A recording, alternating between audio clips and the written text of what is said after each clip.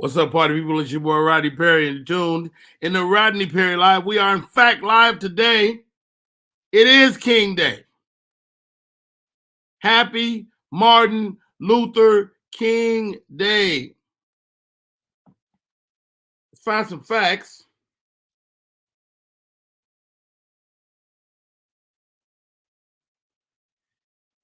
King Day, national holiday dedicated to the civil rights leader. Monday, January. This is also my grandmother's birthday. She shared her birthday with the great Martin Luther King. And this is one of those days, like, I still don't really mess with Phoenix because they were slow coming on board. The National Civil Rights Museum has pivoted to present King Day, an all-day celebration on January 16th, 2023. That's free admission for you. The museum, 8 a.m. to 6 p.m. Brought to you by FedEx. If you're in the Washington, D.C. area, you can go to the museum free today. That is a big deal. King Day will kick off year-long observances themed Freedom Can't Wait.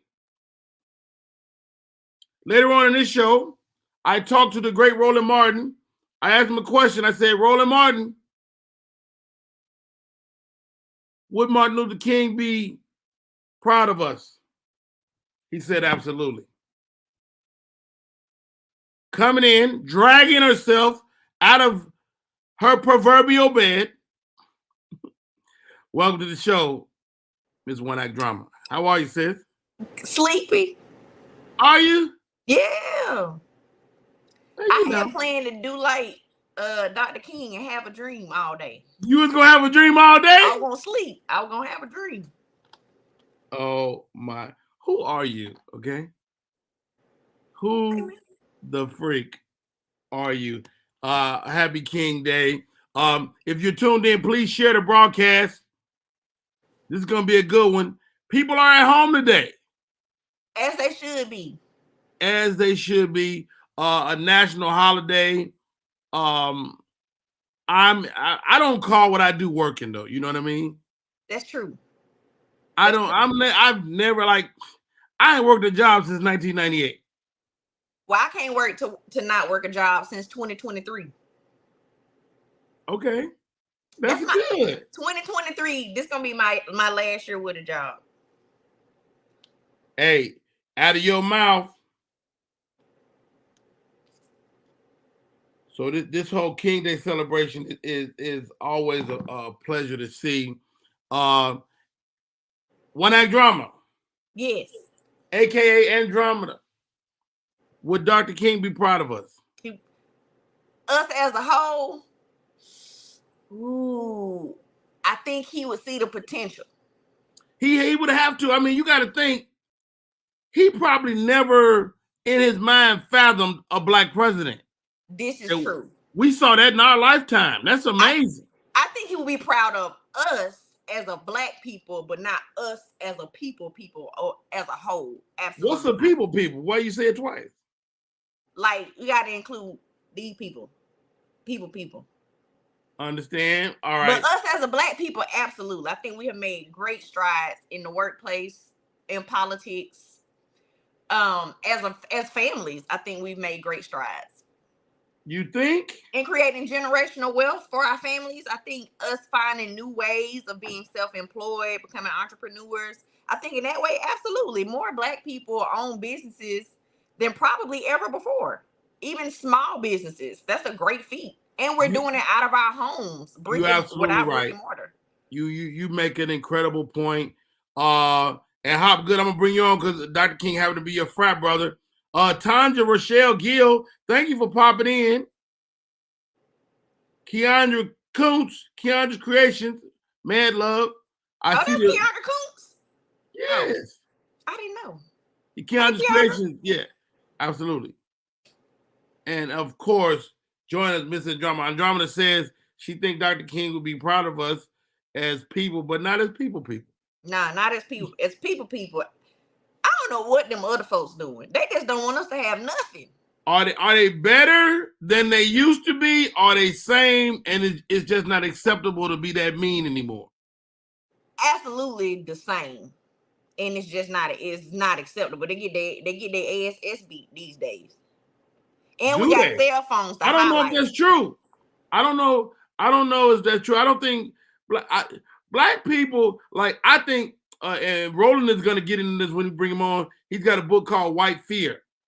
And when you start to unpack white fear, every time the whites in America get afraid, they murder somebody black. I feel like these young folks, they laying hands and feet on them. Now What they us doing? laying hands and feet.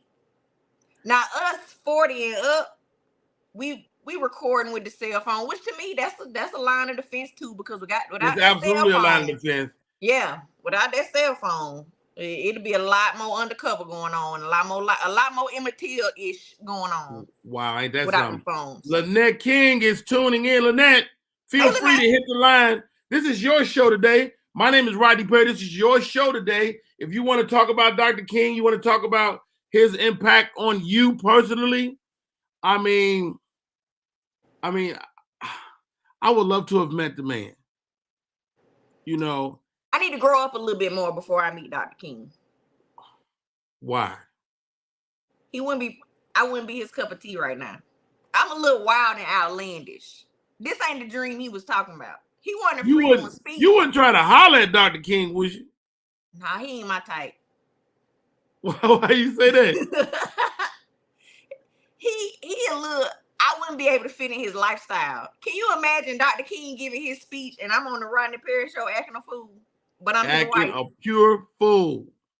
I'm on your show talking about kill me from behind. First of all. From behind my back. I'm on your show talking about getting my turkey basted for Thanksgiving. Turkey basted? Yeah. What? Andromeda. See, that's why Dr. King wouldn't be with me. Look how you looking at me. But you know what? I mean, we don't know. Maybe he was a funny guy. I would have been one of the side hoes on the Freedom Walk. All right.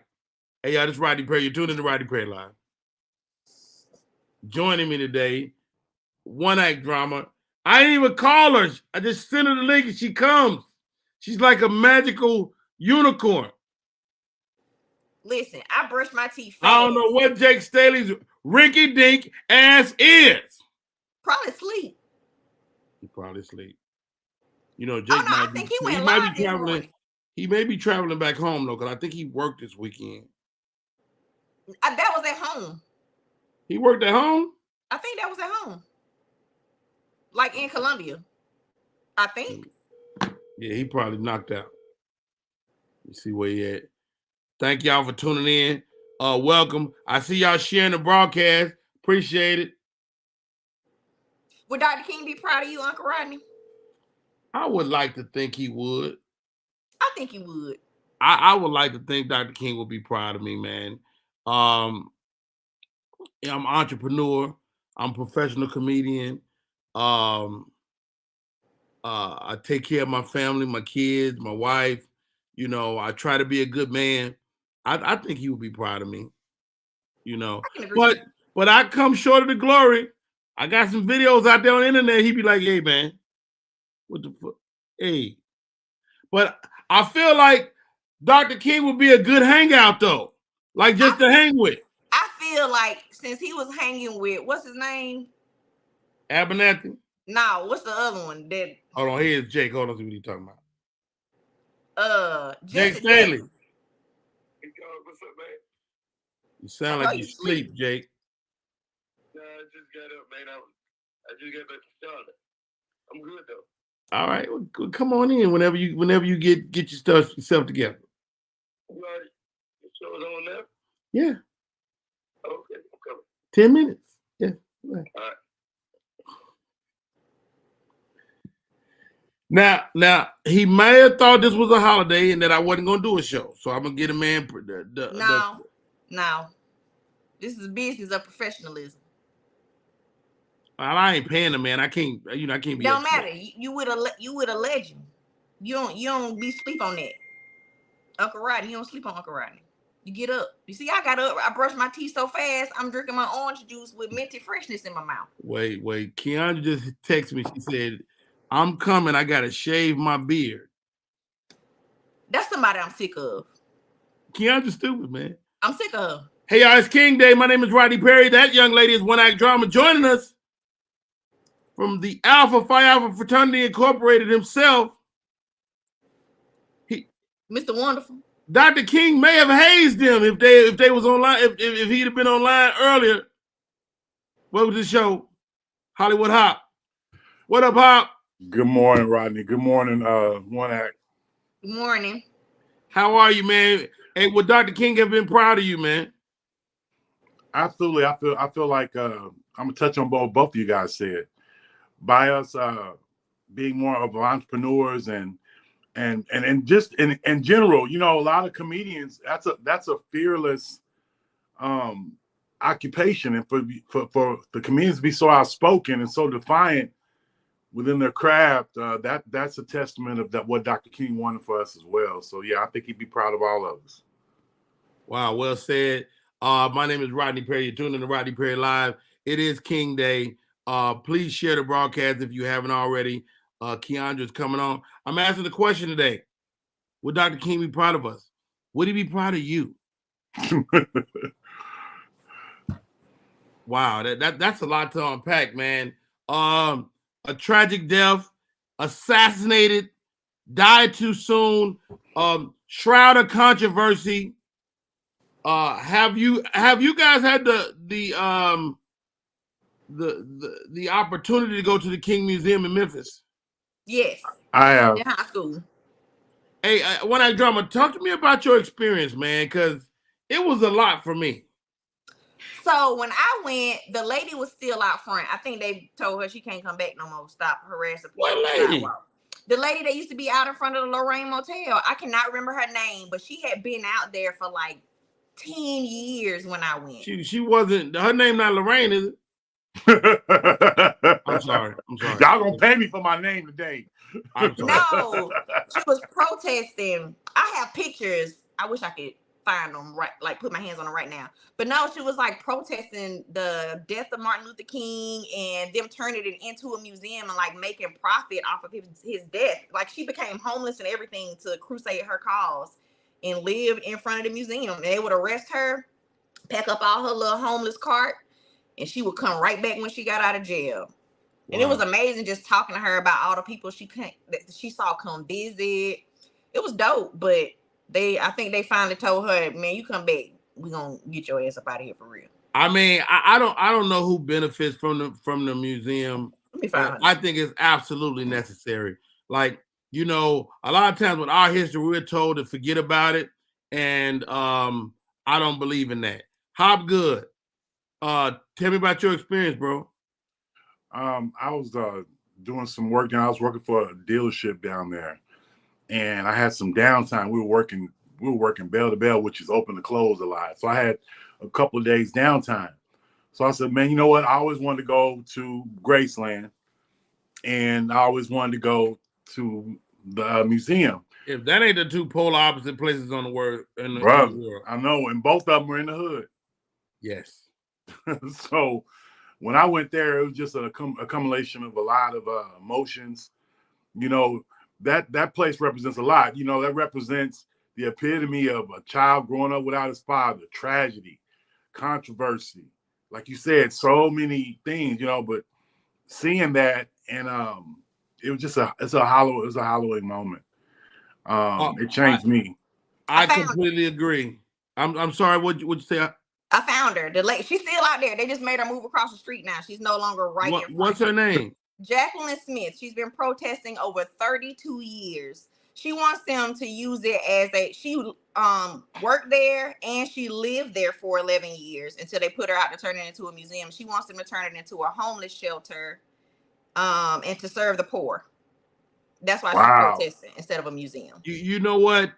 I hear what she's saying, but I think to honor the life and death of Dr. King, is way more important. We can build a homeless shelter somewhere. Anywhere. You know, we can build that. We can take care of those people. And don't get me wrong, this is the best country in the world, and we have homeless people in America, which is unacceptable. I don't know that if I was homeless, I would want to live at a crime scene. And an iconic crime scene at that, because you would never have peace. Because even though it's a shelter, Hey, niggas Hopgood, look at always this. gonna be coming to see. Look at this. Rodney, what Mark. you doing with Charles Hopgood on your show? Hey, longtime friend Mark Howard. Man, we go back so many years, and such a great guy, great father. Great Happy guy. King Day, Mark Howard. Yeah, me and Mark, like I said, go back since 1988. Get out of here. I'm sorry, Drama. I cut you off. I'm sorry. What I was just saying, I don't think if I was homeless, I would want to live at a crime scene, an iconic crime scene at that. Like, people always pulling up to look at where you live at now. I don't know if I want to do that. You know, I mean, that's interesting to say that, but you don't want to be motherfucking be walking through a crime scene as a patron of a museum either, do you? Yeah. You get to go home. Hey, where the ice at? Where the ice at? Stepping over the chalk line. Where the ice at?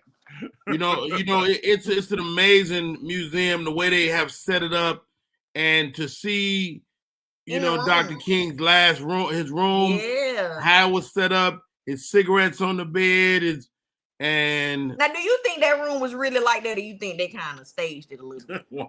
well, we know certain things from that day. And so I would. You think they kind of? I know what you mean. I think that we know that we kind of know what state the room was in because historical accounts of the room. So I think they got really close to it. I'm sure. I mean, yeah, I hope so. I hope they took some. Somebody said Andromeda got a point. Yeah, she got a big point. I ain't never heard it unpacked like that. Hopgood tried to steal my girlfriend at Langston. I'm willing to bet wonderful. Hopgood did steal your girlfriend at Langston. No, actually, I wasn't. Mark was the man on campus back then. I was a freshman, and I saw his girl. I didn't know it was his car. I left her a love note. I was a freshman, and Mark found it. You know what? I'm sick of you. He's been wonderful for decades. All right, guys. Let's bring in another one of my friends, Miss Keandra, joining the show, Keandra Creations, aka Keandra Comedy. Can you turn your phone sideways? Let me see here. Perfecto. All right. And now Keandra is the hardest working woman in America. So when I realized it was King Day, I was like, she probably may be available today. I sent her the link and she said, let me shave my beard. Yes, sir. I was over here wolfing. I was looking like Hollywood over here. So I had to go get rid Look, of you're not supposed to upstage me this morning. Look, mine's salt and pepper too. So I had to, I ain't gonna put y'all to shame. You know what I'm saying? But if it was November, I'd have shut it down. Just gonna no shade November. Miss Keandra, so funny, so silly. Miss Keandra. Would Dr. King be proud of us? I don't know. Okay. I don't know, because I don't even think I'm really proud of us right now. Come on now. I'm thinking just as we are as a people, we made some strides for it, but we have gone lax in a lot of areas. And I really feel like we could do better. Give me one of those areas. Education. Especially right now since the pandemic, I'm noticing education. I don't know exactly how much these kids are learning in school. I don't think they learn a damn thing. My kids are bringing home good grades. When I ask them simple questions, they can't answer them. Like, they don't know what 6 times 6 is. So I don't know how much they actually learn in school. They stay on FaceTime and YouTube more than anything else. Right. That's the point. But just being together, loving one another, being there for one another, uplifting the brother man, like those type of things. I think we've grown apart from each other, having network and unity and family unity and just unity of a community. I think we have grown apart from that. Wow, I mean, as you unpack that gives us all a little bit of food for thought, man. What about you personally, man? You killing it. Dr. King be like, look at that little girl. Okay, nurse. Nurse Almost. It's coming. I graduated May. Okay, so it's coming. No, Nurse Coons. So you're a nerd. So you're a nerd. Nursing student. Can't say nurse just yet, but nurse. That's a big deal, Keandra, man. I mean, I've known you a year and a half now, and tirelessly watching you work, and foster a new comedy career. Yes, sir. Congratulations for that. Thank you. It's such a pleasure to watch you be funny. I mean, we got a chance to work together in Greensboro, and actually, I just got a call to go back to Greensboro, so I might be hitting you up to come out there. All right, now just let me know. No doubt. Dr. King, man, such a great man. Have you had occasion to go to the King Museum in Memphis? I haven't. My mother has. She has showed me pictures of the Lorraine Motel. I would like to go myself, and see it for myself. That's actually on my list of things to do. That's a great thing to do. When I tell you, I came out of there crying like a baby. It's a lot. I can imagine. Has anyone seen? Go ahead. I got a question. Okay, on the line of museums, how do you feel about like the slave museum tours in Louisiana? I don't know about that. Tell me about it. I haven't done one because everybody I know that's done one. Is it like a tour of a plantation? Yeah, and it's like I've watched videos, and the people that have been have said how it's rough. It's rough to be a Wait a part minute. of. You said you watched the video. Who had the camera back there in the slave days? No. I mean, of course, there's reenactments, but this is the thing, and I don't know if y'all experienced it. Like, I don't know if I'm an empath or not, but when I'm around places like that, I can't take it. Mm-hmm. I don't go to Stone Mountain. Like that energy. I don't go to Stone Mountain. I don't go to Kennesaw Mountain. I don't go to Savannah, which was a slave port. I don't like it's places in America. Rodney Perry not gonna go because I can feel the death. I can feel it. Well, I can't just shake it that easy. You wouldn't have survived growing up in our school system because that was part of the field trips coming up. They took us to plantations growing up, and we picked cotton, we churned butter, and we made candles. Oh, that's so disrespectful. And we brought all that. What city, Keandra? Where from? What city? What city? We went over to Somerset Plantation, and there was another one that we went to in elementary school. There was a couple plantations that it took us on. This was in Carolina? Yes, sir.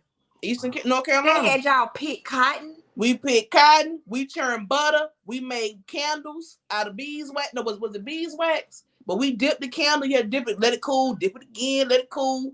Yes. Baby, did they give you a sense of what people that look like us went through? Mm-hmm. We went through the slave quarters, but now my teachers was white.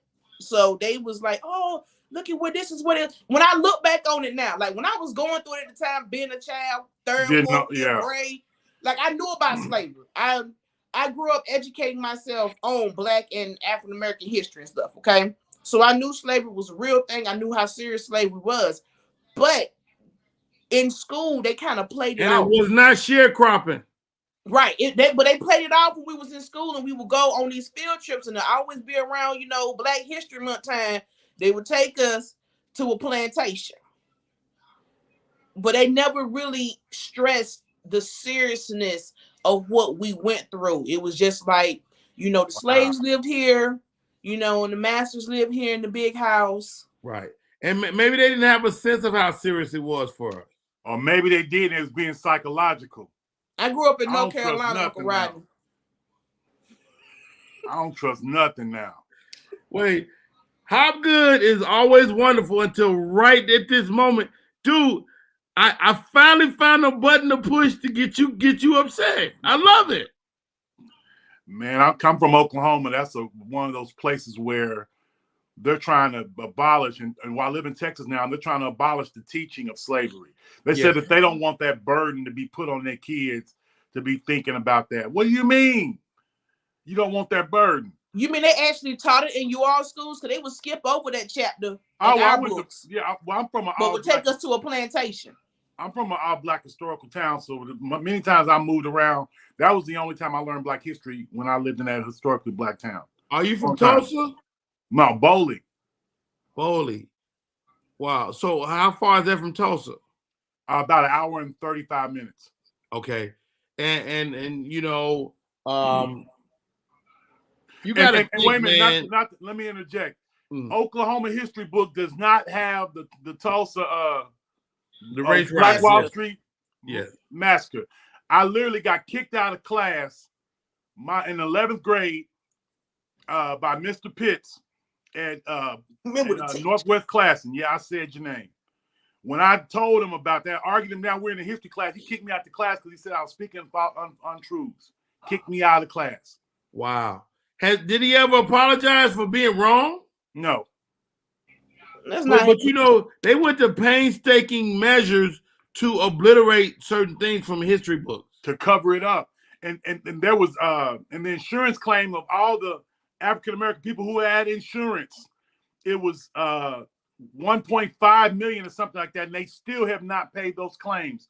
So that money that should have been given to those African American people have funded the Liberty Mutuals, the Farmers Branches, all these big insurance conglomerates have the blood of Tulsa's Black Wall Street on their hands because they never paid none of the policies.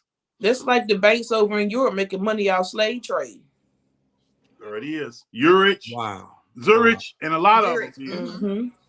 All right, guys. My name is Rodney Perry. You're tuning in Rodney Perry Live. This is King Day. We're having a great discussion. We come back. We add Jake Staley to the mix.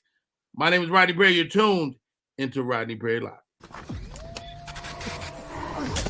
Multiple studies have shown that marijuana can slow both driver reaction and response time, which can be really dangerous. He's here. He's here. Wait. What? I can't drive. Why? I'm high. Oh.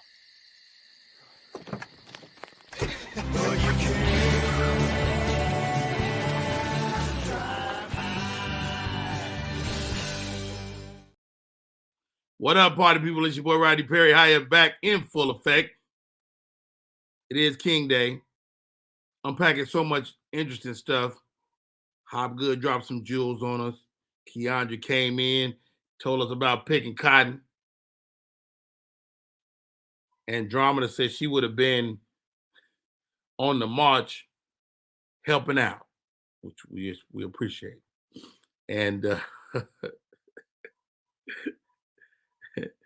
and so many great pieces of input. Joining us, my co-host for the day, Jake Staley. What's up, bro? Hey, what's up, Rodney? What's up, big dog? Man, what you got on? What you doing? I had to put them on for a little bit because my eyes looked like they were swollen a little bit. I think they look better now. You worked last night? Yeah, I actually had a conference this weekend in Charlotte. Okay. It's your time conference with Benny Pugh, Maria Davis, a lot of big names were there, and it was awesome, man. I had fun. I made a lot of connections. Hey, man, would Dr. King be proud of us? No, absolutely not. Why not? Because what he marched for, we ain't holding up to what he was trying to do. We haven't held up to that at all. Because he wanted togetherness. He wanted people to get along. He'd be disappointed in the white people and the black people because he wanted everybody to be together. Wow. He'd be disappointed in everybody. I mean, such a great point, man. Let me put my people back in. Andromeda, who don't want to hear nothing Jake Staley got to say. That little slave. Bring that little slave in. Don't worry about me being a slave. You would have been outside. I've been inside. Dark. Yeah, I know why you'd have been inside. You'd have been inside having their babies. Whoa. All right. Would have been having yours. Oh, it's a family show. Kids, stop fighting. It's a family show. It's a family show. Hollywood. So what's going on? It's a family show. Also, Miss Keandra, I wanted to make sure I got a chance to hear each one of your perspectives on this situation, because it's interesting, man.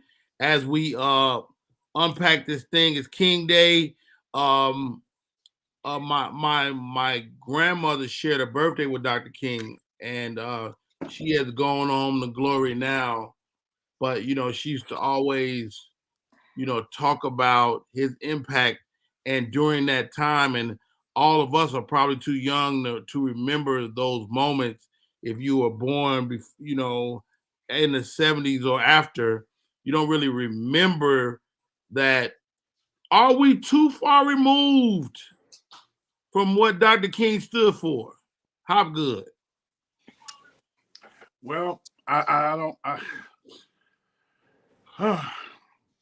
It just with the I, between the Black Lives Matter and that movement, and we still are having to jump up and down and say, "Hey, look at me, quit this, don't do this, hey, don't do this." The rising of the racial stuff that's been happening is a concern. I think Dr. King will be concerned with that. And then the one thing that does continue to ring true is we're always being told to suppress our feelings and our anger or our disdain of slavery, but no one's ever asked someone of a Jewish descent to quit talking about the Holocaust, because that's just as much of a travesty and a tragedy on a stain on American history, just as slavery. They're so insensitive because they feel like that we can take so much. But you were never involved in slavery. Slavery is so long ago. You were never a slave. You don't know the mental impact of someone feeling like they're somebody and then reading so much of the abuse and then how they're going to move throughout life. I just think that all of it needs to have a reevaluation, especially by the powers that be. So I think Dr. King will be concerned about that. Hey, Andromeda, do you think there's a PTSD attached to slavery? I mean, are we still, like Hopgood said, are we still feeling the repercussions of what our ancestors went through? I think all roads lead back to something prior. So I don't think it's necessarily a direct PTSD to slavery. I think the generations that were a part of slavery lend to the generations that were a part of the Great Depression, lend to the generations that were a part of the Civil Rights movement, lend to the people that were part of the crack movement, and it just goes on. And I think each one of us each generation or generations have had their own thing that was detrimental to our community. So it's not that slavery is directly past. There are just so many things that have affected the Black community over the years that we never kind of get a chance to recover before we get something else that hits our community. And I think right now we're fighting against the music and the culture of excess. So though we are living the dream of being able to have more, I think in having more, it's also been something that's kind of hurting our community, because having more doesn't mean showing more, but we're in a society of, you got to see what I got. You got to see, look at me, look at me, look at me. And I think the look at me is making I hate to say lessers, but those that can't have the peacock feathers, so to speak. It's blending to jealousy. So jealousy and gluttony is a cancer for us right now. Wow, Keandra, Andromeda makes a great point. You're a proud Southern girl, and I've watched a lot of us evolve. What's got to be scary for white America is to put blacks through all that we've been through slavery, through redlining, through being not being able to vote, not being able to own a home, and we're still standing. How optimistic are you about the future? I feel like if we can get back to our core values, then we'll be okay. If we can get back and to remember what the whole fight was about, I think that we will be okay. But I just want to touch on something that Andromeda and Hollywood said about, basically we're talking about trauma, generations of trauma, and PTSD. And they have not come out with studies that show that trauma is passed down through generations. So even though people say, well, you didn't experience slavery, you didn't experience Jim Crow, you didn't experience segregation, but the trauma that my previous family members, my ancestors experienced, have been passed down to me. It's just like a baby experiences trauma in the womb or whatever the mother goes through, those emotions and all of that. While a mother is pregnant, the baby experiences that as well and comes out affected by it. So we are still affected by the things that have happened to us, even though we were not directly affected by it. You get what I'm saying? Yes, ma'am. And me growing up in the South, people think because you're so young. I was born in the 80s. You're so young. There's no way you have experienced any type of racism, because racism isn't real anymore. Yes, it is. I can remember the first time being called a nigga, and I slapped. I'm sorry. Can I speak freely, Uncle Ron? Do say what you gonna say. Okay, because I slapped the dog shit out of him. I was in the 5th grade. We was at lunch. And I remember his name was Sean Gray. He had a Port Gorbachev Weinstein birthmark on the side of his face, and I tried to match his face like Lancome. So he went back to class and told the teacher what I did. And she said, Keandra, why did you slap him? I said, because he called me a nigga. She got mad, but there's nothing she could do. She had to send me back to class. So things like that. I've been on jobs where white people blocked me from doing things all because I was a Black woman, and they didn't want to listen to me even though I was right. I've even had people tell me, oh, you speak so eloquently, or wow, you're so smart. Why wouldn't I be smart? Why wouldn't I talk like this? Why does that surprise you that I talk like this? But back to what you were saying before, Uncle Rodney, I think that if we get back to the reason why we want it better for our families, we will be so much better. Instead of trying to one up somebody, just try to be better for yourself. Also, my great grandmother used to say this. I used to hear it growing up, and I didn't understand it at the time. She was saying this whole fighting for equality and being integrated and having what they have is going to be the detriment of us. She was saying we can have the better books for the school, but we don't have to go to school with them. And back then, when we had our own doctors, we had our own banks, we had our own towns and our own little area, we did so much better. And I think we need to get back to us. And I'm landing my plane now. Hey, thank you for landing that plane where you landed it, because you bring up a great point. And my friend Marvin Hunter and I have had this conversation more than one occasion in terms of does segregation help us? I mean, Dr. King spoke to us, going to schools with the white, and when you look at the history books and you really begin to unpack this, the idea wasn't being with the whites. The idea was being on an equal playing field. And in order to do that, the idea was thought that we needed to do that. But did we lose our community in the meantime? Jake Staley, talk to me about being a Black man in America, man. Is it any easier now than it was for Dr. King and his cohorts? Absolutely. It's way easier. We got more. We got technology. Okay. And one thing I wanted to say about what everybody was saying. Please. I think we need to get to the point where we got Black people that's in power. We got a lot of Black people that's in power. So if the people that's in power that look like us will go down and bring us up, like the Rodney Perrys, I'm gonna talk about in comedy, right? I'm a comedian. I can talk about what I know. So I'm a rising comedian. Drama is a rising comedian. Rodney Perry is doing something. He's putting us on the platform. This is what you call, he can put anybody on this platform. He can go and get the people he can go get Monique. He can go get, people in Hollywood, put them on this platform, but he's getting rising stars and putting on this platform to show the world to. You know what I mean? This is what I'm talking about. In basketball, LeBron James, go get some of these young players that's good and bring them up. In any situation, you got Black people in power that can help other Black folks. So I think we need to stop looking for them to do something for us, and we can do stuff for ourselves. Wow. We got enough people to do that. I'm not mad at that at all, Jake, man. Like, I'm one of those Black folks. I don't believe everybody is the same. if you trip off of this, everything black has to affect, especially those of us in entertainment. Like we gotta paint with a broader stroke. If you white and American, you're a comedian, you get to be funny to a very niche part of America. Like Will Ferrell only is there for white males, period. And Hannibal Buress. Oh, both of them, yeah. And so if you're black, you gotta affect the entirety of blackdom.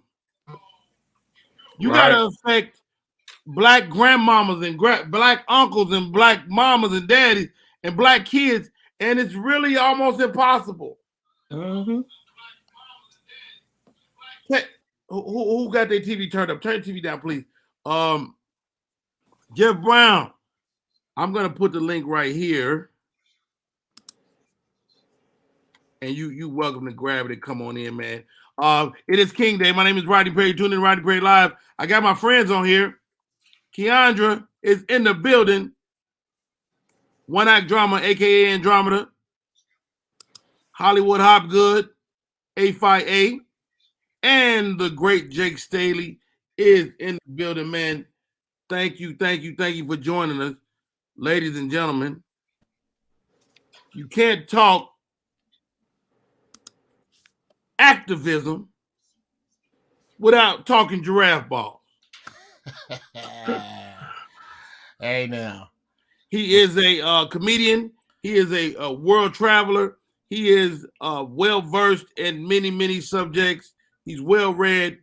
And in the next hour, before I say his name, we will have Roland Martin on the show. He talks about Martin Luther King. He talks about some of the history, gave us a history lesson.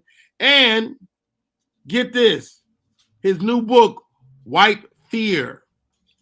Jeff Brown, talk to me about white fear. White people can't be scared, can they? Oh, wow, man. First, thanks for the intro. Hey, beautiful black people, other black people on the panel. The fear of whites. Can y'all hear me? Y'all hear me good? Yes. Okay. Yes. That's a big rabbit hole. Not us fearing them fearing us. Yes. The fear of white people has been self-evident for centuries. White people are this afraid. The white man is not afraid of the number 666 or the number 13. The number that the white man fears most is 2. He don't want to be second to no damn body, and he will lie. We have a World Series in baseball, and the world ain't invited. When has Japan played the Yankees? Wow. Boy. The white man is in fear of being genetically wiped out because he was only supposed to last 6,000 years. He is genetically inferior to you. Wow. Nobody speaks of that. Jeff, give me this while you unpacking that. The biggest fear to me of the white man is that we will do to them what they did to us. Sure, because don't say that yet. Why haven't we done to them what they've done to us? Because purely and simply, it is in your genetic makeup, your fear of the white man. Okay, you just talked about that. You believe that? You think that's true? Brother, I'm not afraid of the white man. No, Rodney Perry. If we weren't afraid of the white man, George Zimmerman would be dead right now because the niggas that called themselves hard in Miami, that's their job. That's their job and Trayvon Martin's father's job to see to it that this man does not live. If black people were not afraid of white people, Derek Chauvin could not have killed our brother George Floyd. He did not die. George Floyd did not die because of a knee in his back for 9 minutes. George Floyd did not die because the police were brutal. George Floyd died because the poor little sister with the video camera didn't have no Panthers to go get. That's why. We are afraid of the white man. This concept, and I don't know, bro. You gonna have me and Roland on the same show? Okie dokie. Because I'm gonna tell you right now. This table that we sit and grovel and vote and march to be a part of, that table is made up of 30 million kneeling black people who will not stand. It is made up of sports fans. It is made up of NFL players and basketball players that don't understand that in the NFL, nobody wants to see 22 slow, mediocre white boys do shit. All we have to Stop do right is there, leave. Jeff Brown, because you unpacked something really awesome, man. One act drama. Hey! As a black woman, where do you stand? Because black males unpack this whole idea of race in America, and I think the black woman gets left out sometimes. Is that true? I do feel like we are often left out. Sometimes I feel like it's because our value isn't seen, but also sometimes I think it's because of the black men that are men. And I'm not talking about sexuality. I mean black men that are raised to be stand-up guys, that are living the life of a stand-up guy. I think it is in their nature to omit us, not because they don't want us there, but because they want to be the ones to take us there and keep us safe. There it is. So I don't think it's in all cases a matter of us being inferior. It's a matter of them knowing they are the superior and wanting to exert that and exude that and protect us. So I think we're left out for both reasons, but more so by the men, because that it's in them. It's an animal instinct to protect. So in protecting, you don't think about what's back here. You think about what's up here and defend us against it. Wow. Hobgood. Okay. Andromeda breaks that down. I'm okay with that. But as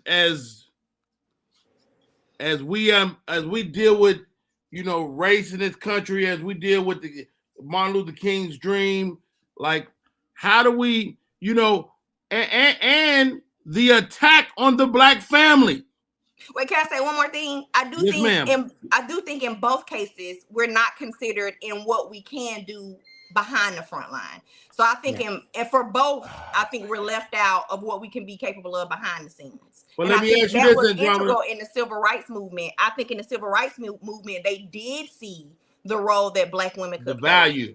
Yes, but I think now that value is completely gone. No, you may not want us on the front, but don't forget what we can do behind the front. But hold on, Andromeda in the panel. The decimation of the black family, like that has to be a part of it. Like has to be. the way we deal with our women. It don't get me wrong, it's partly our fault, but it goes to Jeff's point that fear of the white man and how he separated us, right, has affected us years and years later. How good am I way off the base? No, you're not. The strange fruit, as I like to call it, has been sprinkled within the fabric of the black household. The root of the foulness has come from them. They have the black man, and on one hand, trying to be a father and trying to be a teacher of life. And then you have the master that will come in and take the wife away, have his way with her, and bring her back, sending a message, a historical message to a man, to the boy child and the girl child. And even the most sinister of things that they used to do, the bug busting, where the European master who was of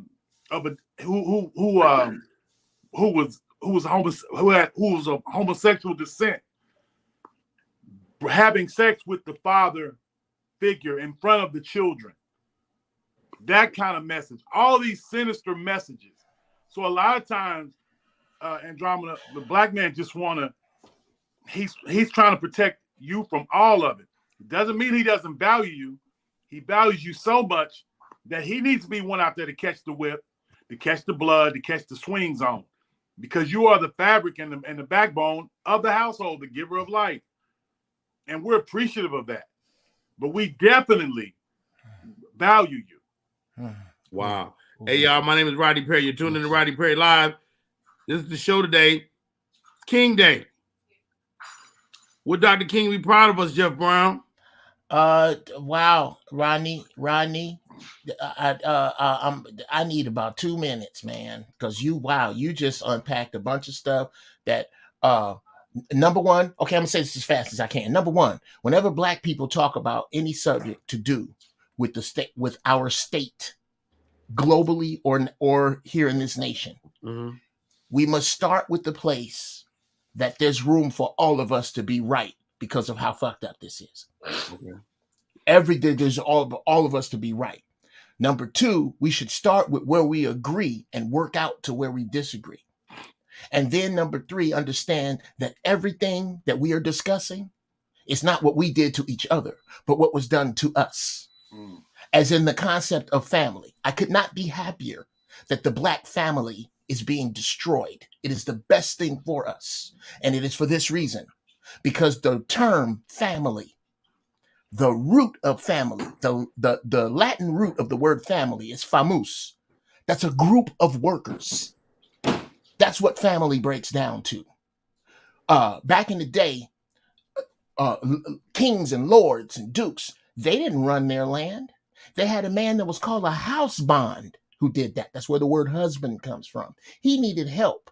So he would go, that's why you had to give your daughter to him with cows and shit, because she can't do nothing but have kids who can help me. That group was called a family. You as a black person and no, black is the wrong term. As of African descent, you don't come from families. We come from villages. That's why you could get your ass whooped 4 times for the same offense before you got home. Because the village raises us.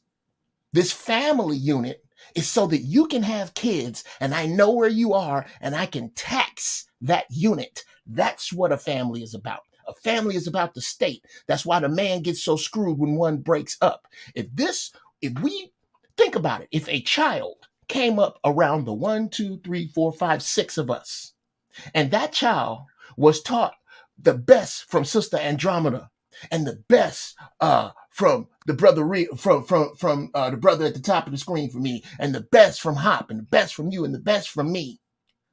How do you tax that group of people? You can't.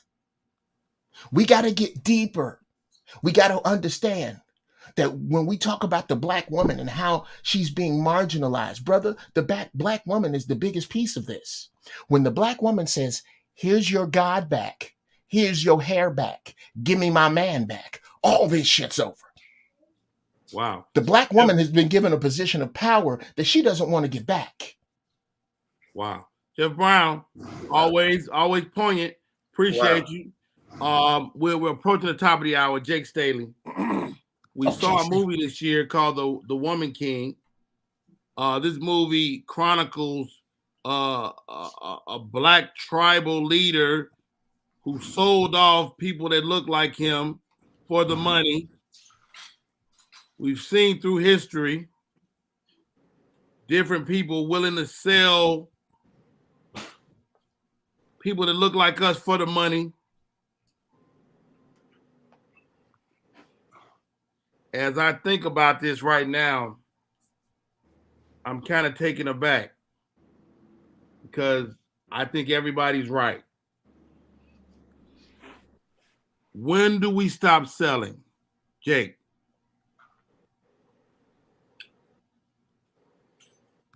We can't. We can't. We're stuck as black people. We're stuck in our way. And to a point to what Mr. G-Off said, the black woman has so much power. And she knows she got it in a lot of situations. That's why black families are separated. It ain't stopped in the 50s or 20s. It ain't stopped. It's still going on now. When the government came in the 80s and gave them Section 8 and all these vouchers and all this stuff, and they took the black man out of the house and said, he can't come in here, but I'm going to give you a place to stay. I'm going to give you food. I'm going to give you a place to stay. I'm going to give you a check for your life. But your black man can't come in here with your kid. He got to stay out. So once these girls got this power, these women got this power over that black man. Well, you know what? I'm gonna sue you for child support because the only way. But let me push back a little bit on that, Jake, because I understand the history of that, and I like that Jeff even took it further back and and brought it to the village. I agree, man. But I don't think we cannot demonize the woman for driving the car when nobody else was at the wheel. Brother, that's not demonizing. Stay right there, Jeff Brown. One second. Right. Keandra, am I right?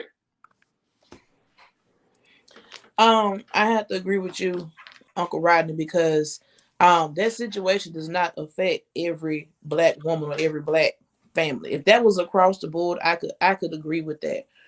But you have still families that are broken up who are not receiving anything from the government. The government hasn't played any part in why their family is not together, but still the black man is not in the household. And you don't necessarily have to be in the household to take care of your family. He's just absent altogether. And then you have people who were raised up with their family in the household, and they go and start their family and they're not there for their own. So I can't, if it was across the board that the government played a part, which they have played a part in removing the black man from the household, but it's not the case in every family. So I can't necessarily agree with it. It's something deeper. There's more going on to this because you have people who was raised up with mother and father in the household. Some of them had mother, father, and aunts and uncles in the household. And still, when they had their own family, did not want to be there for theirs. So I can't necessarily agree. Right. Hey, guys. My name is Rodney Perry. You're tuned in to Rodney Perry Live. Well, how do I get back to myself? Okay. There we go. Great conversation today. Put that girl face back up. I don't want to see your big head. Thank you, Jeff Brown. Always a pleasure to unpack this stuff. Man, Jeff, man, you really gave me some food for thought in terms of the village. You know what I mean? And that's some real food for thought for me, man. And taking those other words out of our sight and looking at the village. And I'm guilty of being a part of alienating the village. Because as I raised my daughters, I didn't want her around no male members. Period. I didn't want as I look back on my wife and I as we made certain decisions, because every woman I knew had been molested and raped some type of way, which is absurd, right? And so even my most loved male people, family, friends, I would not allow them around my daughters. And I don't know if I handicap my kids or not because of that. As we move forward on this King Day, how do we become better? Real quick soundbite drama. With Jeff talking about village, I think also we've gotten away from the village because as soon as we get $5, we want to get away from us instead of building up where we are. All right, stop right there, drama. I hear you. I'm looking for let's spin this positive if we can. Okay. How do we get better? Love. Let's bring that back. I'm not mad at that. Jake Staley, how do we get better? Queen Latifah said it best. UNITY. Unity. We have to come together. That's dope. I didn't know you could spell. Hobgood, how do we get better? I know you can spell. No, allowing ourselves to be teachable and allowing that there's more than one right answer. A lot of us want to be argumentative and don't want to take teachings from someone else. I had that problem with my business. I started my business. Your sentence is too long, Hobgood. Thank you. Keandra. The abuse. Keandra, how do we get better? Stop being jealous. Ooh. Ooh, why we okay? And No, finally, we can't be jealous of what the next person is doing. Uplift what somebody else is doing. You know what I'm saying? We Her all sentence getting long. but we can still support each other. She just passed a long sentence. Jeff Brown. How do we get better, bro? We get better by death. People, too many of us with this who believe that they can march and vote their way and educate and relocate their way out of this shit have to die. Ooh. And now these young kids that ain't seen none of the American dream, that just like your man King Randall, that just get up and make a school. I'm so proud of them. These young people, anybody that's got this that ain't directly helping young people, they gotta die. That's Steve Brown brother. That's Steve Brown brother. Y'all lying to me. Bullshit. You and Leon Rogers. Somebody need to be honest in that family. All right. Hey, y'all, my name is Rodney Perry. You're tuning in to Rodney Perry Live. It's King Day. We're talking about King. We're unpacking a lot of black stuff today. Up next, Roland Martin. Man, you guys, thank you so much for popping in. We'll be right back.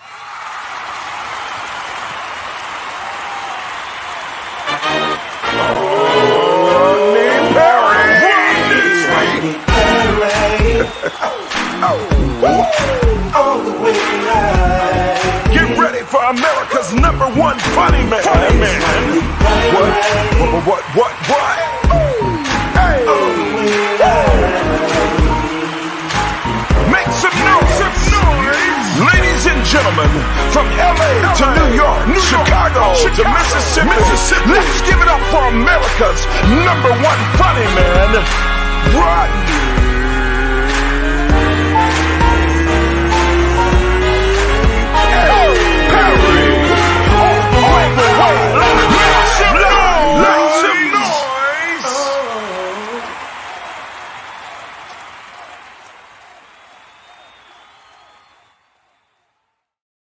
We are back. My name is Rodney Perry. You're tuned in to Rodney Perry Live on this King Day. God bless you. Before we get into this next element of the show, I want to take some time and find out how to stay in touch with my illustrious guest today. Ms. Drama, how do we stay in touch? Instagram, 1Act Drama, TikTok, the 1Act Drama, Twitter, 1Act Drama, Facebook, and Drama Jones. That's a lot. And I'll be at the Arlington Improv this week with Plastic Cup Boys. I love that. All right, sis. Thanks for coming in today. All right. My man, Mr. Hopgood, Hollywood Hop. We might have to change your name because you about to get married, man. We got to find you a name that ain't Hollywood. Hollywood Hop _6 on Instagram. Charles L. Hopgood II on Facebook. Hey, bro, thank you for coming on, man. All right, y'all. Keandra, we can't always get on. She busy. She ain't got time to be fucking with on Rodney Perry every day. But she came on today and she has some beautiful input. Keandra, how do we stay in touch? I am Keandra's at Keandra's Comedy on TikTok, Facebook, and Instagram. I ain't mad at that. And the real Jake Staley. Jake Staley, man, how are you, bro? I'm good, man. I'm good. How do we stay in touch?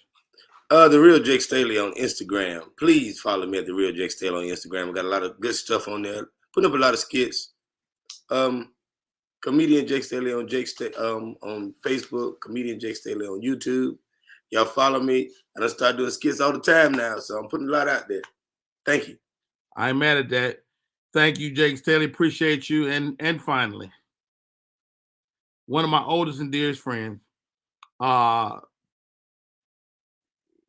His ability to turn a word is always impressive. Ladies and gentlemen, Jeff Brown. You ain't the only one with a fly hat, sir. I had to go get my fly hat because that lid is a beast. You want to go think? Oh, you don't want to do that? I ain't got time to run to the closet. Look at you. You're horrible. What you want to go? Go to okay. Navy? Oh my God! Look at you, Rodney Perry. The haberdasher. You ain't gonna have me on here with Roland Martin. I see that. Okay. That'll happen soon enough. At GB Funny. I'll tell you about it. Okay. No. Yeah, go ahead, Jeff. At GB Funny Style is the Instagram and Twitter. Facebook, Jeff Brown. I'm in Facebook jail again. So you can just go over there and look at some of the old stuff. What you do? Bro, I told the truth. Oh yeah, if I can plug Giraffe Balls is every Wednesday at noon, and on Sundays at noon, LA time, the First Church of Holy Shit. Somebody fucked up and told me God was everywhere, so I pray from here, saves me 10%. I never miss a game. Or another way to look at it is I save 10% on my soul insurance by switching to Don't Go. Come in here and let's talk about God for real. Let's talk about him for real, because he is real. Wow, Jeff Brown. I love you, bro. Dope as usual. Yes. All right, guys. Yo, I love that dude, man. Hey, man, a great show today up to this point. Welcome, my chat, Mr. Roland Martin. It's your boy Rodney Perry. You tuned in to Rodney Perry Live. Guess what? I got one of my friends coming on. One of the most dynamic dudes in entertainment, period. He's serious. He's funny. He's my go-to for all things political. He's a member of Alpha Phi Alpha Fraternity Incorporated. One of the dopest guys in the game, man. I've had the pleasure.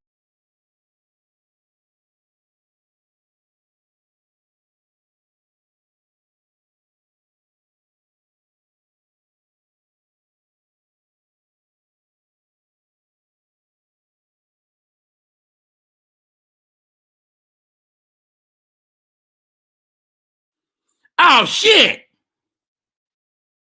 Damn it. What the hell is going on? Shit, hold on. Let me start it over. Hold on. God damn it.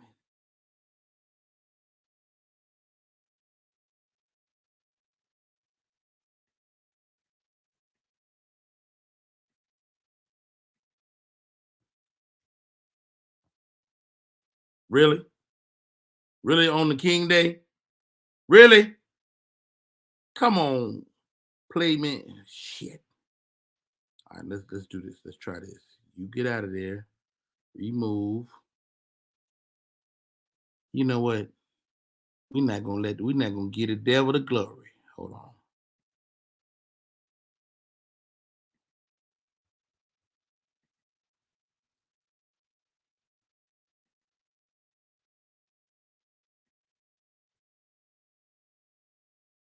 Hold on. I'm still working on it, guys. Don't leave me. Share the broadcast. Let's get that thing out of there. Let's go that. Let's go that. Okay.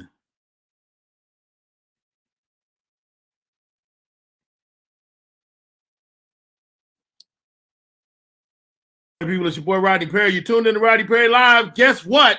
I got one of my friends coming on. One of the most dynamic dudes in entertainment, period. He's serious. He's funny. He's my go-to for all things political. He's a member of Alpha Phi Alpha Fraternity Incorporated. One of the dopest guys in the game, man. I've had the pleasure of knowing him for the last decade.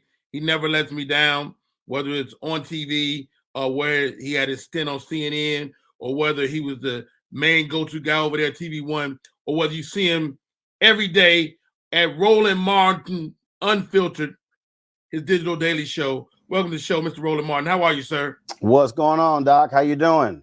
Man, thank you for coming on. It is King Day. Well, hold on. Since you went ahead and mentioned Unfiltered, let me just go ahead and do that. All right. You go do that. And then we can do we gonna make the segue into White Fear in a couple of minutes, because I do not have all day. I will not waste your time. First of all, you are the quintessential man of pivotry. You will pivot, you know, whether it's CNN to TV1 or TV1 to your own thing. That is so impressive. His name is Roland S. Martin. He is my go-to on all things news and information. Roland, it's King Day, man. Would Martin Luther King be proud of us? Of course he would. But he would also be challenging us. And I think one of the things that what we have to do as Black folks is we've got to actually broaden our understanding of who Dr. King was. Just sitting right over there, I got more than 1,000 books in my library, and I've got an 8-volume series, 7-volume series from Stanford University of the King Papers. I've got the 3 books he actually wrote. He only wrote 3 books in his life. Wow. And the reason I'm saying that is because the problem that I have with Black folks every King Day is that we define Dr. King by 2 speeches: the March on Washington speech, and then with the we call the I Have a Dream speech, and that actually wasn't even the name of the speech. It was called Normancy No More. That was the actual title. And then we talk about his mountaintop speech, which he gave at Mason Temple on April 3rd, 1968. And all we do is play the ending of that, been to the mountaintop of seeing the promised land, without realizing that was a 43-minute 16 speech where he was laying out an economic blueprint and a strategy for Black America. And so we only limit him to that. We don't talk about how he was a socialist, how he believed in the guaranteed income, which Theobald, the book that he actually wrote, King believed in that. We don't want to talk about that. We don't want to talk about the radicalness of Dr. King. But also, we also make a mistake around the King holiday, because the King holiday is not just about Dr. King. In 1964, he won the Nobel Peace Prize. He was awarded the Nobel Peace Prize, but he accepted the Nobel Peace Prize on behalf of the movement. And so the reality is King's birthday, just like the King Memorial that started with Alpha Phi Alpha, that was dedicated in 2011, the King Memorial. He was your frat brother. He's an Alpha. Absolutely was an Alpha. And he's also Sigma Pi Phi, the Boule. He was an Archon. The reason the King Memorial wasn't just about him. And so he was a representation of the whole movement. And so on this, every year we focus on King, but we don't focus on the movement. If there is no Joanne Robinson, let me say this again, somebody who's listening to me right now, some of y'all like, who did he just say? If there's no Joanne Robinson, okay, there is no Dr. King. Wow. Again, somebody's like, okay, Roland, I'm confused. Educate us, Roland. You always do this to me. Go ahead, man. So let me help y'all out. Joanne Robinson was an educator. She taught at universities there. She was involved in a women's organization. In fact, her book is called The Montgomery Bus Boycott and the Women Who Started It, the memoir of Joanne Gibson Robinson. All of y'all who are listening, please go to first of all, go and download my Black Star Network app and go watch the interview I did with Fred Gray, 91 years old. He was the attorney for Dr. King. He talked to me and described what happened when he and Joanne Robinson sat down at a dinner table and crafted what became the Montgomery Bus Boycott. Why was she not on the executive committee? Because she was afraid she was going to lose her job because she worked for a state university, but she worked behind the scenes. Without her and Gray crafting this thing, and without the work of these women, there is no Montgomery Improvement Association for Dr. King to be named the president, to then beget the national headlines that then led to this whole deal. There was a thing called the Women's Political Council. They were the ones who were working there in Montgomery. That's what people don't understand. So you can't just focus on King without understanding he had just gotten to Montgomery. He was fresh out of a graduate school. Ralph Abernathy was already there, but it was the Joanne Robinson of the world, the work that they did that creates the Montgomery Improvement Association, that creates the entity that King becomes president at 26, that then launches him to national attention. This is the mistake that we make because too many of us are walking around utterly clueless about all of these other people and the work that they did, that also King understood it wasn't just about him. They also made help possible. Wow, man, you gave us a lot to unpack. We will be going to download the app, the Black Star Network. I'm assuming We can get that from the website too. Everywhere. Just go. You can just go. I mean, Apple phone. Listen, you can download on Apple phone, Android phone, Apple TV, Android TV, Roku, Amazon Fire TV, Xbox One, Samsung Smart TV. We're on all the platforms. I love that, Roland, man. Man, you're always ahead of the power curve. You understand technology. As we go into this King Day, is the church being politicized?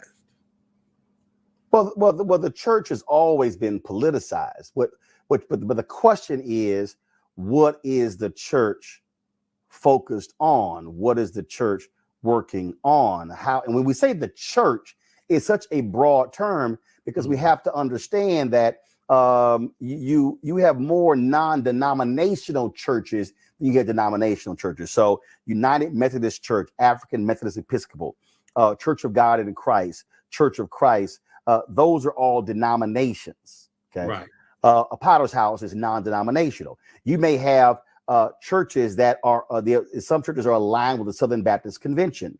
There are others that are not. So it's not most of the fastest growing churches are non-denominational. And also a lot of people get confused. They talk about the mega churches. Well, first of all, only 4% of all churches in America qualify as a mega church. So a mega church is if you have 1,000 or 1,500 total people attending services on a weekend. So 96% of all churches in America are not mega churches. We just spend so much time on the mega churches to get all the attention. Look, the first responsibility of the church is to save souls. That's first. Okay, that's a first job. Right. But you do have a role to play when it comes to what is happening with the community beyond the church walls. And again, when you look at King, again, let's go back into history. They were members of the National Baptist Convention USA. Well, the National Baptist Convention USA was a very conservative group. And the thing that people don't understand is King and other preachers, they were trying to get the National Baptist Convention USA to focus on civil rights. Well, at the time, you had this battle going on because you had a leader of the National Baptist Convention USA who didn't want to do it. His name was Reverend J.H. Jackson, not Reverend Jesse Jackson, but Reverend J.H. Jackson. Okay. This particular minister hated King, fought King viciously. Now, about to blow you away, there was an actual fight at one of their conventions, a floor battle. No, listen, Doc, I'm trying to tell you, there was a preacher who was on the podium and he fell, hit his head. He later died. Jackson wanted to throw them out of the convention, like literally. And that's why they left. That's what led to King and Reverend Gardner Taylor and others starting what is now known as the Progressive National Baptist Convention. But let me tell you how much this pastor hated King so much. And here it is. Actually, it took place in 1961 in Kansas City. And there was a preacher named Reverend Arthur Wright, who was a supporter of Reverend J.H. Jackson.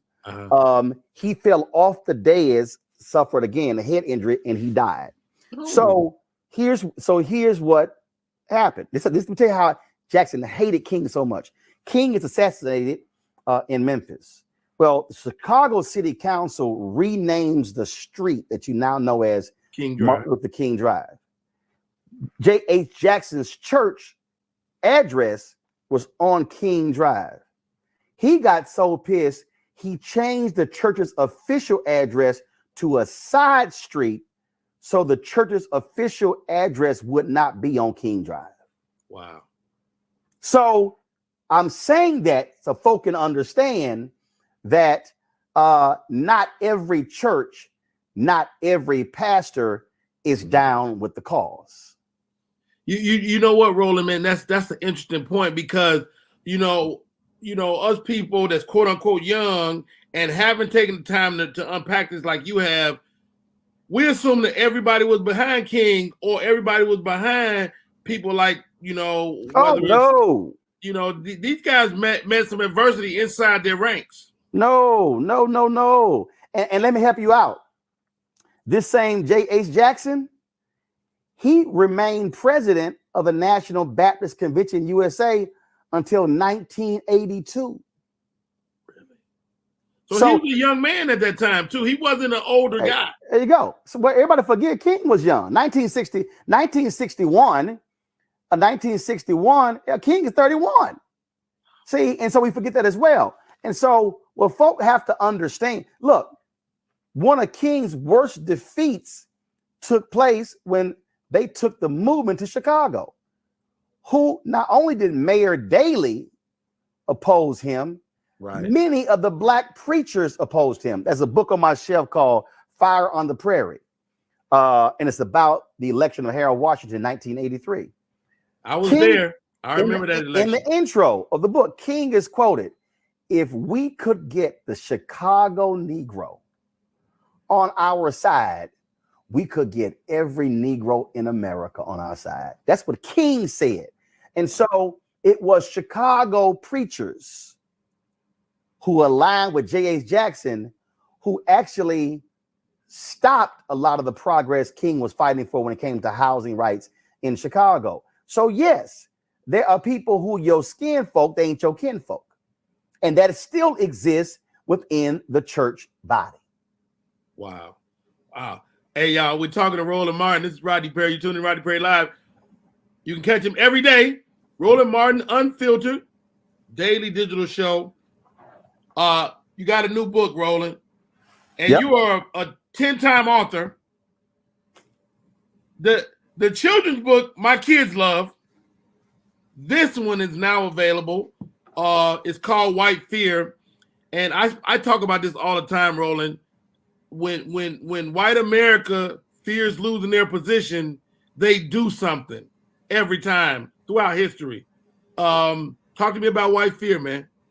Well, I wrote this book because I actually have been talking about this since 2009. So I began the book in 2009. It was short. Obama gets inaugurated, and there was a poll that was taken. The question was asked, "Are you optimistic about the future of America for your children?" Mm. Every group, majority said yes, except white America.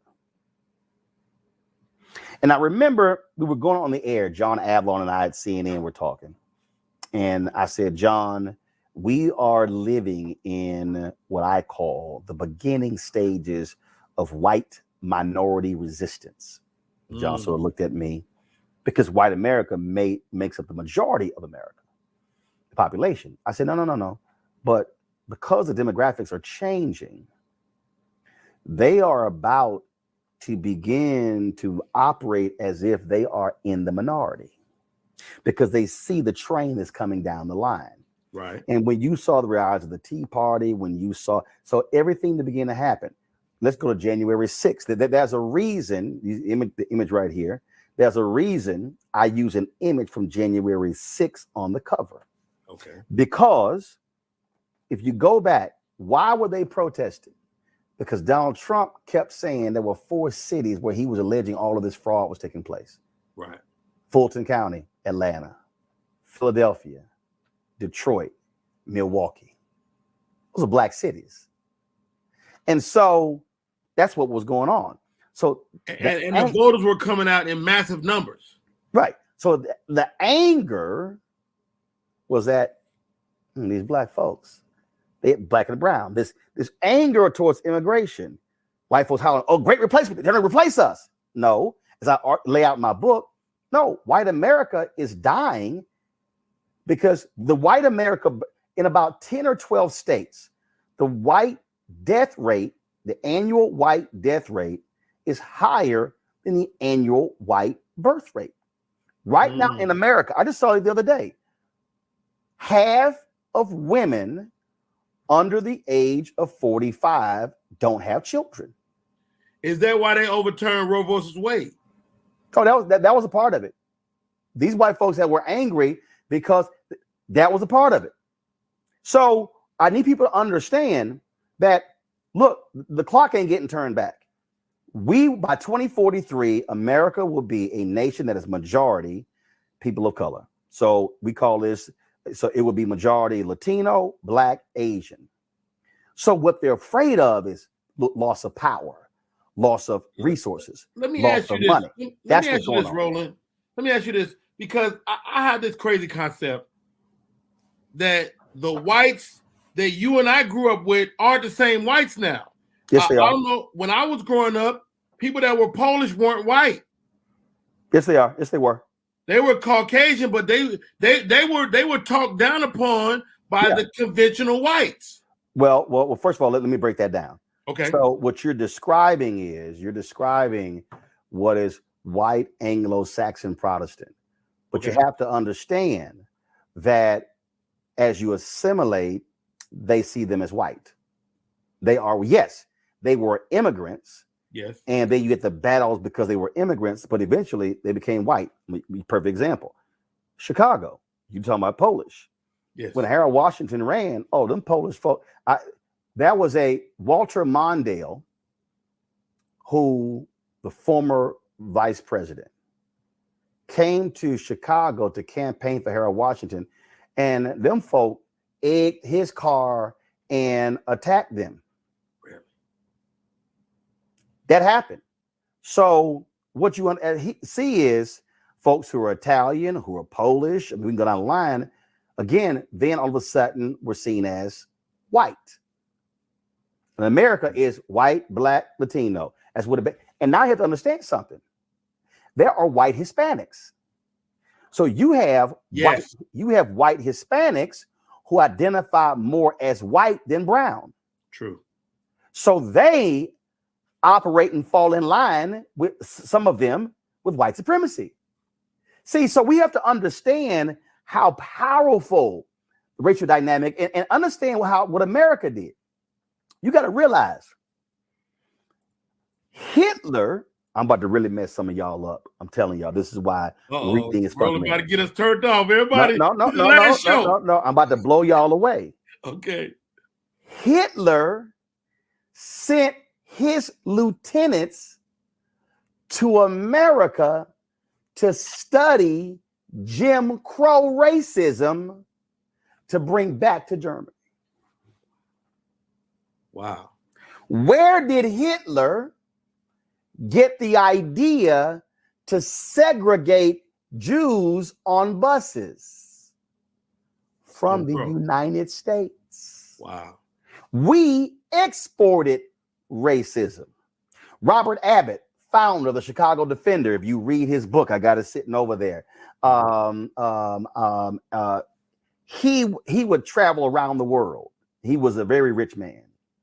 And he would travel to different countries and would stay in hotels that were owned by Americans. And those same Americans would not let Black folks stay there. And it was Abbott who would be cabling back to the State Department about this racism. And they were putting it in the Chicago Defender newspaper, which was the largest in the country, the Black paper in the country at the time. Mm-hmm. And they were reporting on that. And he was talking about how America had exported its racism. So we took the racism, the Jim Crow in America to other countries.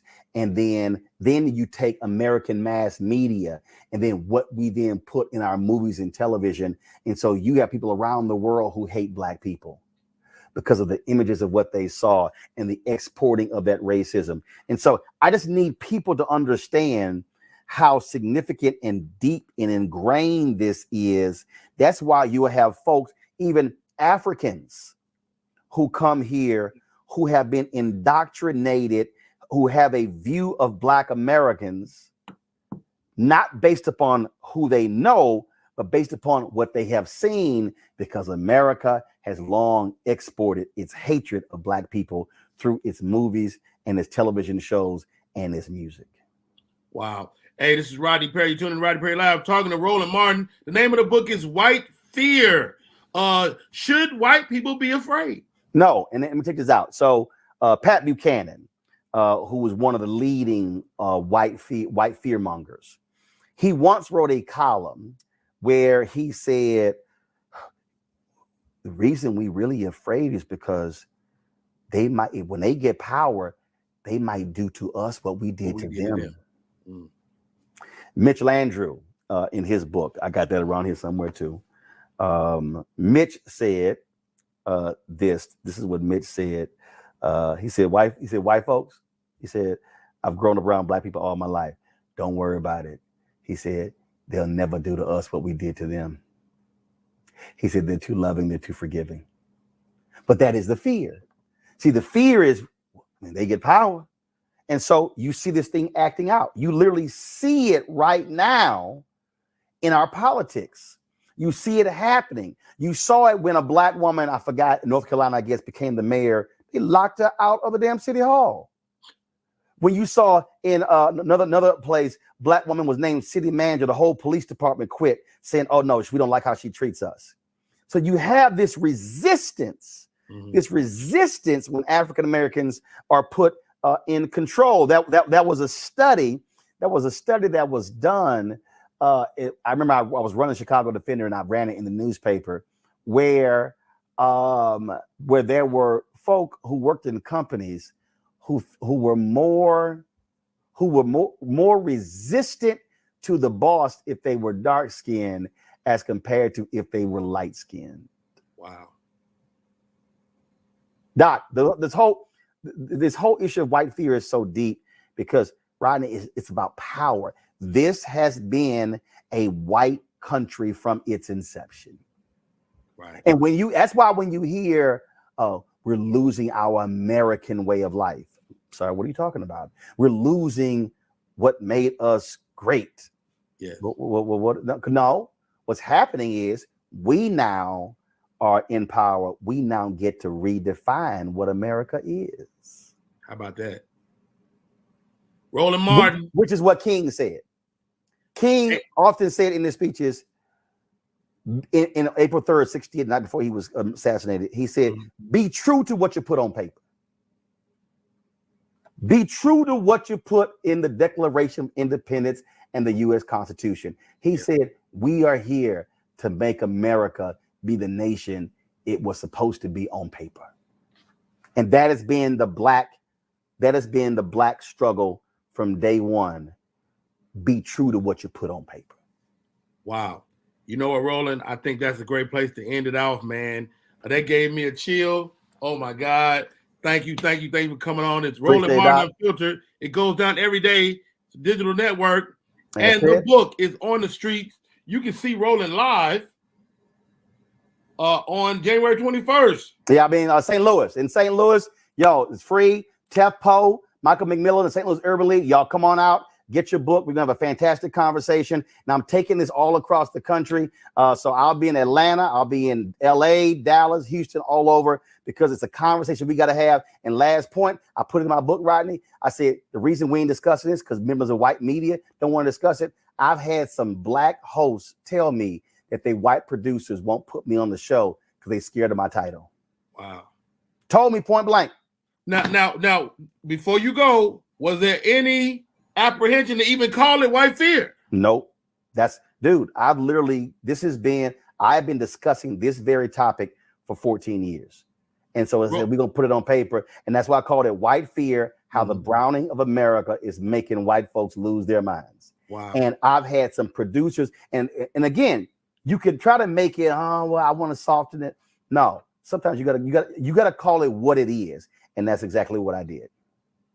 Hey, you heard the man. White fear, it's real, it's happening, and Roland Martin has put it on paper. You understand, America? Hey, man, thank you, Roland, man. I love you, bro, and thank you for coming on the show. I appreciate it, Doc. Thanks a bunch. Hey, happy King Day. Yes, sir. Yeah. Wow, Roland Martin, what a great chat. Hey, man, great show today. Wow. Yo, Keandra, you stuck around, man. What do you think of that chat?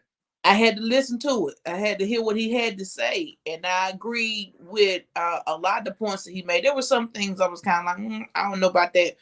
But when we were talking earlier about, because somebody he mentioned again in the interview, when we were in a position of power, will we do the same thing to them that they did to us? There's been instances where we have been in a position of power and we've given out compassion to them. So no, we would never do to them as a whole, do to them what they have done to us, because us as a whole are not that type of people to get back, so to speak. But some of us individually will do something. But that's a story for another time. That's another day. Not on King Day. Hey, Hobgood, final word, man. What's your thoughts? You muted. I think awareness, empathy, and knowledge. If we arm ourselves with those items, we could perpetuate what Dr. King has won for us. I like that. I'm glad you back beautiful, man. Cause you had went to the dark side a little bit earlier. Hey, man, that's a touchy subject. They still redlining us. Hey, which is absurd. Hey, Jake Staley, man, what's your final word before we get out of here? We need to read more.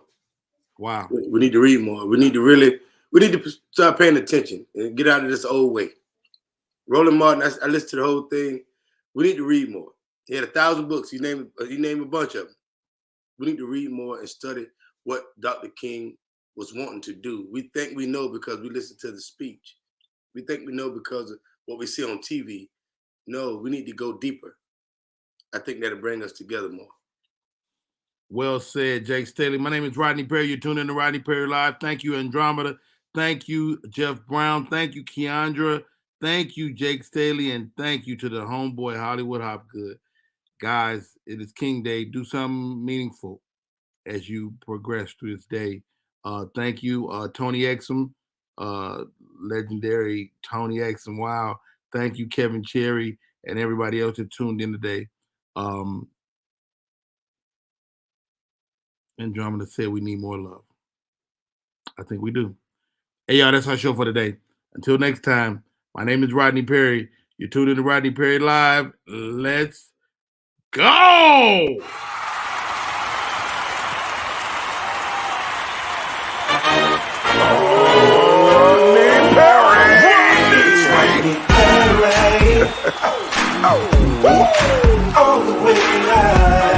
Get ready for America's #1 funny man. What? Hey. Make some noise. Ladies and gentlemen, from LA to New York, Chicago to Mississippi, let's give it up for America's #1 funny man, Rodney